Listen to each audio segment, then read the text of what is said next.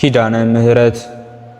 በስመ አብ ወወልድ ወመንፈስ ቅዱስ አሐዱ አምላክ ብለን የእመቤታችን የቅድስት ድንግል ማርያም ኪዳነ ምሕረትን ታሪክ እንጀምራለን። እመቤታችን ቅድስት ድንግል ማርያም ሥጋዋ ያረገበት ዕለት ነሐሴ 16 ቀን ነው። ከዕረፍቷ በኋላም ከእርሳቸው ጋር ስለ መለየቷ ሐዋርያት ፈጽመው እያዘኑ ነበር። ከዚህ በኋላ ጌታችን ኢየሱስ ክርስቶስ ተገልጦላቸው እርሷን በሥጋ ያዩ ዘንድ ተስፋ ሰጣቸው። ወንጌላዊ ዮሐንስ እስያ በሚባል አገር እያስተማረ ሳለ ነሐሴ 16 ቀን ተድላ ደስታ ወዳለበት ባለቤት ጌታችን ኢየሱስ ክርስቶስ የእመቤታችንን የማርያም ሥጋዋ ካለበት ከዕፀ ሕይወት ስር ተቀምጦ አየው። የእናቱንም ሥጋ ታወጣ ዘንድ 7ቱን ሊቃነ መላእክት አለቆች አዘዛቸው። እነርሱም የእናቱን ሥጋ ታወጪ ዘንድ እግዚአብሔር አዞሻል አሏት። ያን ጊዜ ከዕፀ ሕይወት በታች ካለ መቃብር የማርያም ሥጋ ወጣ። ልጇ ጌታችንም እንዲህ እያለ አረጋጋት። የተወደድሽ እናቴ ሆይ ወደ መንግሥተ ሰማያት አሳርግሽ ዘንድ ነይ አላት። ያን ጊዜ ከገነት ያሉ እጽዋት ሁሉም አዘነበሉ። መላእክት፣ ጻድቃን፣ ሰማዕታት እየሰገዱላትና እያመሰገኗት አሳረጓት። አዋልደ ንግሥት ለክብርከ ወትቀውም ንግሥት በየማንከ በአልባሰ ወርቅ ውጽፍት ወኅብርት የንጉሶች ሴት ልጆች ለክብርህ ናቸው፣ በወርቅ ልብስም ተጎናጽፈዋልና ተሸፋፍና ንግሥቲቱ በቀኝህ ትቆማለች እንዳለ ቅዱስ ዳዊት። መዝሙር 44 ከቁጥር 13። ዳዊትም በበገና መሰገናት። ወንጌላዊ ዮሐንስም ከእርሷ በረከትን ተቀብሎ ሰግዶላት ተመልሶ ከሰማይ ወርዶ ሐዋርያትን ሰብስቦ ስለ እመቤታችን ሥጋ ሲያዝኑና ሲተክዙ ሥጋዋንም በታላቅ ክብርና ምስጋና እንዳሳረጓት ነገራቸው።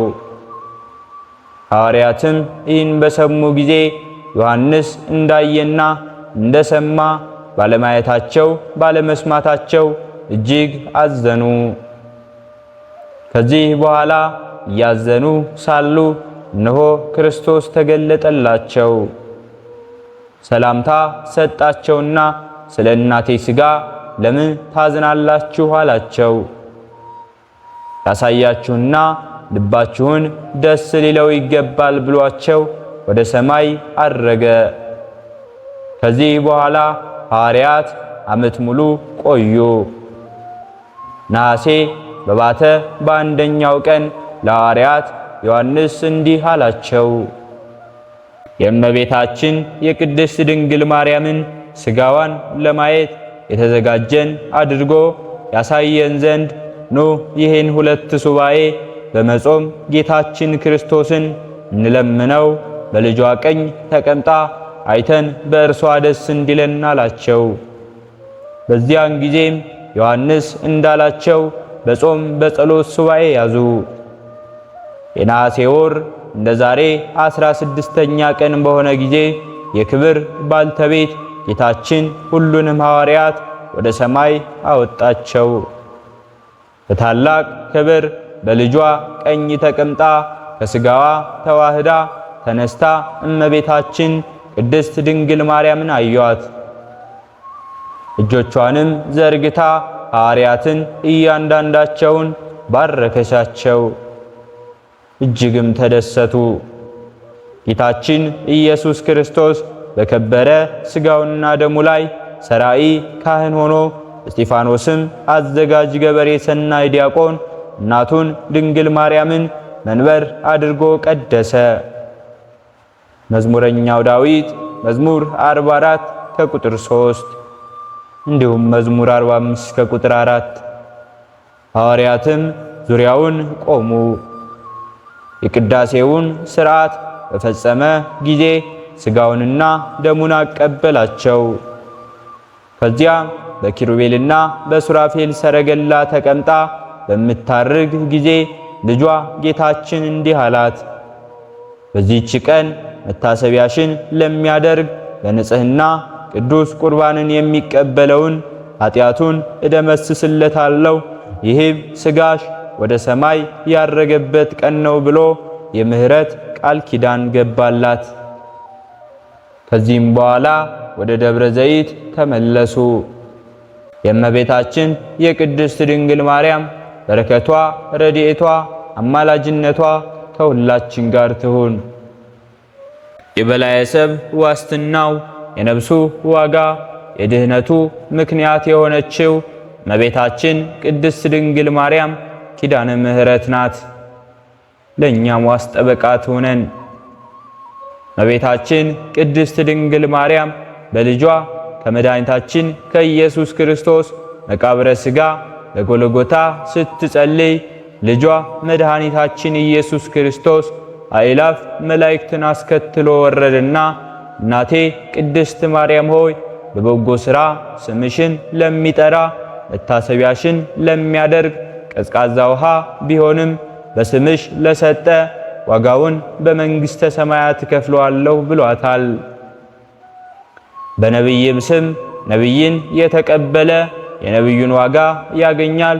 በጻድቅም ስም ጻድቅን የሚቀበል ቢኖር የጻድቅን ዋጋ ይቀበላል እንዳለ ጌታችን ኢየሱስ ክርስቶስ በቅዱስ ወንጌሉ ማቴዎስ ምዕራፍ 10 ከቁጥር 41 ወንድ ልጁንና ሴት ልጁን በስምሽ ለሰየመ ስሙን በመንግሥተ ሰማያት ሰይመዋለሁ። በስምሽ የተማጸነውን የለመነውን የዘከረውን የመጸወተውን የጸለየውን በአንቺ በእናቴ ስም እቀበለዋለሁ ብሎ የምህረት ቃል ኪዳን ሰጣት። ከዚህ በኋላ ከአእላፍት መላእክት ጋር በምስጋና አርጓል። ወደ ልጇና ወደ ወዳጇ ለኃጥአን የጸለየችው የምልጃ ጸሎትም ዛሬ ኦርቶዶክሳውያን በቋሚ ጸሎትነት ይጠቀሙበታል። ሰኔ ጎለጎታ በመባል የሚታወቀውን ጸሎት ሁለተኛ ቅምር በሚባል አገር አንድ ሰው ነበር። ስሙም ስምዖን ይባል ነበር። በዘመድ የከበረ እግዚአብሔርን የሚፈራ ደግ ሰው ነበረ።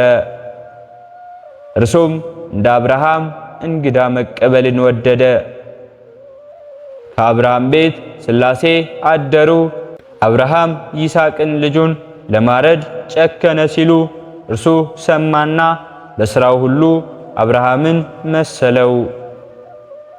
ሰይጣኖችም ለምቀኝነት አያርፉምና በሥላሴ ተመስለው በእንግድነት ከቤቱ ሄዱና አሳድረን አሉ። ስምዖንም ሦስቱ ሥላሶች መጡልኝ ብሎ ተደሰተ። ግቡም አላቸው። ሰይጣንም እንደ ሥላሴ ለመምሰል እያዘልክ አግባን አሉት። ስምዖንም አንደኛውን አዝሎ አገባው። ሁለቱ ቁጭ ብለው ቀሩ። 3 ጊዜም ተመላልሶ አስገባቸው። አብርሃም አብን አዝሎ ቢያገባው ወልድና መንፈስ ቅዱስ በግብር አምላካዊ ገብተው ተገኝተው ነበር ይላል ዘፍጥረት 18 ከቁጥር 1። ስምዖን ግን 3ቱን ሁሉ ተሸክሞ ወደ ቤቱ አስገባቸው፣ ሰይጣን ናቸውና እንደ ሥላሴ መሆን አይችሉምና። ስምዖንም ካስገባቸው በኋላ ምን ላድርግላችሁ አላቸው። እነርሱም ልጅህን እረድልን አሉት። ልጁንም ሊያርድላቸው አቀረበው። እንደ ይስሐቅ ማዳን ግን አልቻሉም፣ ሰይጣን ናቸውና። አርዶም አዘጋጅቶ አቀረበላቸው። አንተ ካልቀመስክ አንበላም አሉት። ስምዖንም እምቢ እንዳይል ሥላሴ ይቀየሙኝ መስሎት ቀመሰው። ያን ጊዜም ሰይጣን በሰውነቱ ተዋህዶ የሰው ሥጋ እንዲበላ አደረገው። ከዚህ በኋላ የሰው ሥጋ ብቻ የሚበላ ሆነ።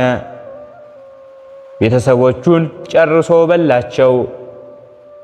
የአካባቢውን ሰው ጨርሶ የሚበላውም አጣ። ሰውም ፈራውና ሸሸው። ከዚህ በኋላ የኔም አለቀብኝ ብሎ ሄዷል። ስምዖንም መባሉ ቀረና ሰው ከበላ በኋላ በላዔሰብ ተባለ። ትርጓሜውም ሰው የሚበላ ማለት ነው። እህል ከምበላ መሞት ይሻለኛል ብሎ ወደ በረሃ ወረደ። አንድ ሰውም በቁስል ተበላሽቶ ከመንገድ ተቀምጦ አገኘው። እንዳይበላውም ተጸየፈውና አለፈው። ስምዖንም የምን ጻድቃን ሰማዕታት ነው አልሰጥም አለው። በአብ በወልድ በመንፈስ ቅዱስ ስም አለው። እርሱም አልሰጥም አለው። እንደገናም በእመቤታችን በቅድስት ድንግል ማርያም አለው። እስኪ ደግመህ ጥራልኝ አለው። ደግሞም ስለ ወላዲተ አምላክ እመቤታችን ቅድስት ድንግል ማርያም ስጠኝ አለው። ይህችስ ታማልዳለች ሲሉ ሰምቻለሁ ብሎ ከእጁ ላይ ቢያደርግለት የእጁ ንቃቃት ጠጥቶት ቀርቷል። ሁለተኛ ቢያደርግለትም ጉሮሮውን አንጣጥቶት ቀርቷል። የበላቸው ሰዎችም ቢቆጠሩ 78 ሆነው ተገኝተዋል። እነዚህን ከበላ በኋላ ከዋሻ ገብቶ ታመመና ሞተ። ሞቱ ለኃጥእ ጸዋግ ኃጢአተኛ ሞቱ የከፋ ነው እንዳለ ቅዱስ ዳዊት መዝሙር 33። ነፍሱንም መልእክተ ጽልመት የእኛ ናት፣ መልእክተ ብርሃንም የእኛ ናት እያሉ ወደ ጌታዋ ክርስቶስ ፊት አቀረቧት።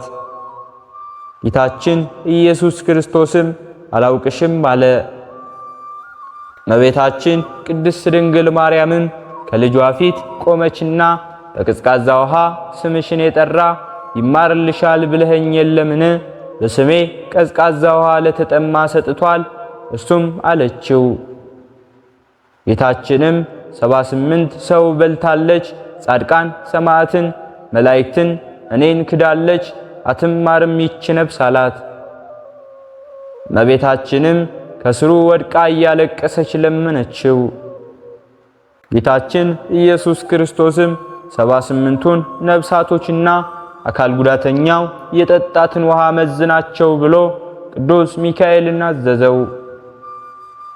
በአንድ በኩል 78ቱ ነፍሳት በአንድ በኩልም ውሃውን አድርጎ መዘናቸው።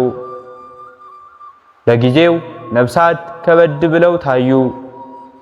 ያን ጊዜ ማርያም ፈጠን ብላ ጥላዋን አሳረፈችበት። ተመልሶ ውሃው ከባድ ሆነ፣ መዘነም።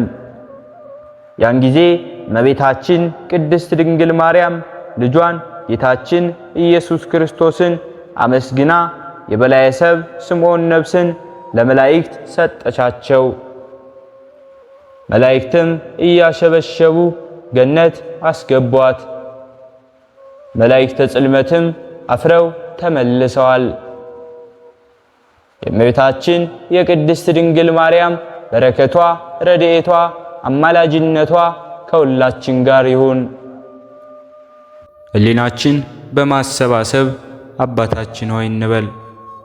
አባታችን ሆይ በሰማያት የምትኖር፣ ስምህ ይቀደስ፣ መንግሥትህ ትምጣ፣ ፈቃድህ በሰማይ እንደሆነች እንዲሁም በምድር ላይ ትሁን። የዕለት እንጀራችንን ስጠን ዛሬ፣ በደላችንንም ይቅር በለን እኛም የበደልነውን ይቅር እንደምንል፣ አቤቱ ወደ ፈተናም አታግባን ከክፉ ሁሉ አድነን እንጂ መንግሥት ያንተ ናትና ኃይል፣ ክብር፣ ምስጋና ለዘላለሙ አሜን። እመቤታችን ቅድስት ድንግል ማርያም ሆይ በመልአኩ በቅዱስ ገብርኤል ሰላምታ ሰላም እንልሻለን።